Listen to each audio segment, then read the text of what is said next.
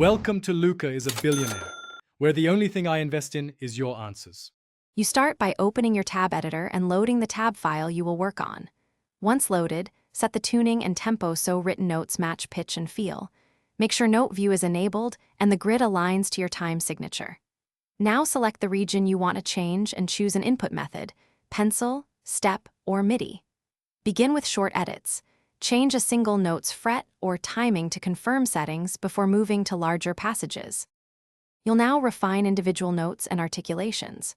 Use step input to place exact durations and snap to a 1/8 or 1/16 grid so timing stays tight. Enter fret numbers and then add articulations, hammer-ons, pull-offs, slides, or bends, one at a time to preserve phrasing.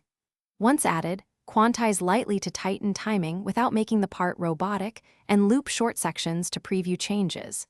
Make iterative tweaks. Listening after each pass shows how small edits affect musical feel.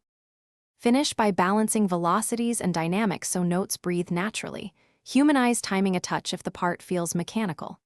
Export your tab in the needed formats: tab, PDF, MIDI, and save incremental versions to protect edits.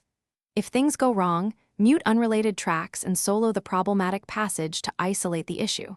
Revert to a prior save if corruption appears, and then reapply only the necessary changes. Finally,